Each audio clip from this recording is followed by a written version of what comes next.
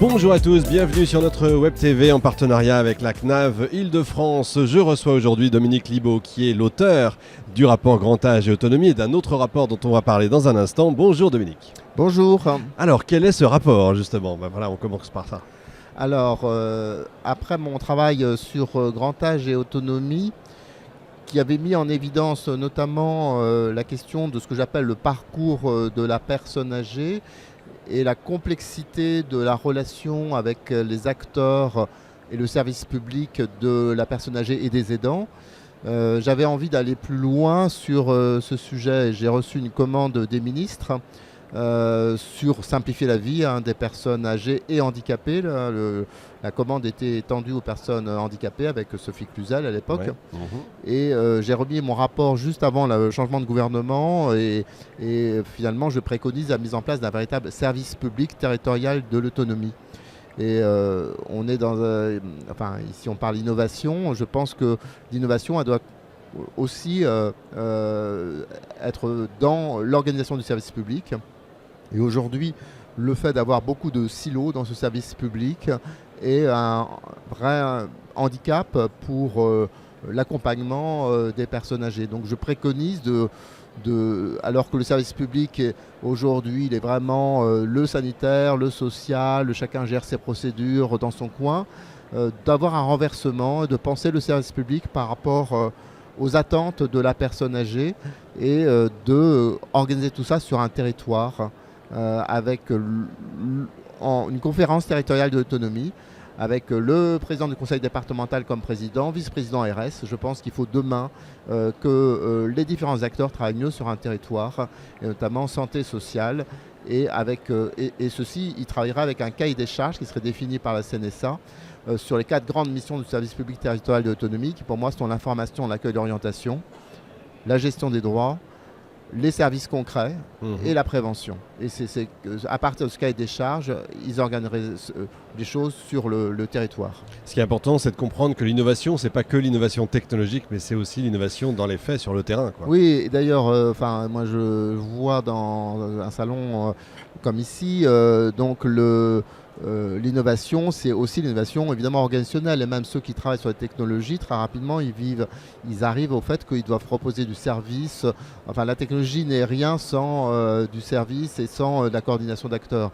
Et ça, tous ceux qui travaillent sur le sujet du grand âge le voient bien. Donc, les acteurs doivent mieux travailler ensemble, mais le service public aussi doit bouger. Et donc voilà, c'est ça maintenant je pense que c'est la grande ambition qui doit être pour les prochaines années. Je comprends. Est-ce qu'il y a un fait majeur de 2022 que vous retiendriez sur le secteur, plus que d'autres? J'ose dire, ce qu'on retient de 2022, c'est quand même la tension toujours persistante sur les métiers. Malgré les mesures prises par les pouvoirs publics, notamment à travers le Ségur santé, les accords Laforcade, les tensions restent vives, tant dans le domaine des EHPAD que dans le domaine du domicile. Et je pense que la priorité, c'est vraiment de continuer à travailler très très fort sur ce sujet d'attractivité des métiers qui est à la croisée des chemins et qui est la source de tous les progrès qu'on peut faire, mais progrès ou éviter les régressions, parce que malheureusement, je pense que les risques de régression ne sont pas nuls si on ne s'attaque pas très fortement à ce sujet. Les grands enjeux, selon vous, pour 2023, ce serait quoi? C'est-à-dire dans quelques semaines déjà. Oui, de toute façon, c'est une politique qui demande énormément de cohérence et de continuité. Donc il ne faut pas de bouleversement en fait, d'une année à l'autre. Il faut surtout beaucoup de cohérence et de continuité.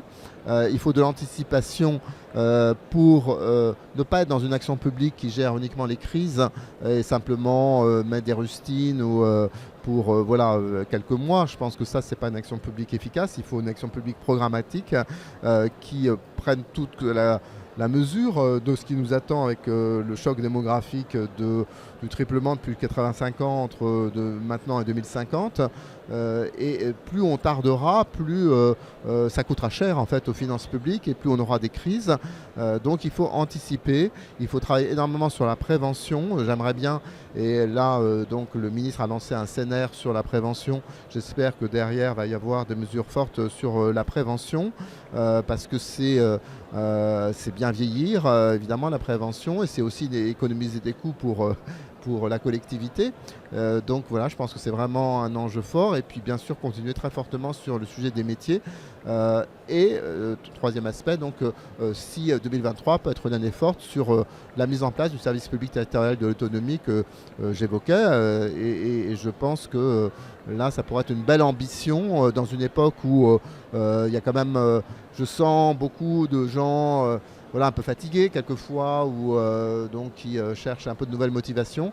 Je pense que ça peut être une belle ambition d'aller vers ce service public territorial de l'autonomie. Bon, vous commencez à avoir l'habitude maintenant, vous êtes confiant pour l'avenir ou prudent? Je suis prudent et je pense qu'il faut continuer à porter ce sujet avec force parce que c'est quand même un sujet qui a un peu de mal à être priorisé dans l'action publique, à la fois du fait des urgences et d'une action publique, comme je disais, un peu tournée vers les médias et qui a du mal à se projeter vers l'avenir. Et aussi parce que le sujet grand âge, je pense qu'il fait un petit peu peur quelquefois, alors que je le dis souvent, en travaillant sur les métiers, on travaille aussi sur des possibilités pour les jeunes générations de trouver un avenir professionnel intéressant. Si, encore une fois, on fait évoluer ces métiers pour qu'ils soient sur le relationnel, qu'on arrive à montrer et à faire que dans la réalité, ça soit vraiment des métiers qui travaillent sur la relation avec les personnes et pas simplement des métiers techniques, à ce moment-là, ça peut être effectivement donc un travail bien sûr sur le bien vieillir du grand âge, mais aussi sur des nouvelles perspectives pour les jeunes. Et donc voilà, je pense que... Et puis on voit derrière... le grand âge, c'est aussi beaucoup d'innovation, donc il ne faut pas avoir une vision évidemment passéiste et donc de ce sujet. Il faut se dire quelles innovations, comment peut-on mieux travailler ensemble, et je trouve que c'est un très bel enjeu sociétal de remettre l'humain d'une certaine façon au cœur de notre société. Merci Dominique, on sera vigilant en tout cas. Voilà, fin de cet épisode. Retrouvez tous les autres à l'adresse qui s'affiche en bas de votre écran évidemment. Un grand merci à notre partenaire, la CNAV Île-de-France. On se retrouve dans un instant avec un nouvel avis.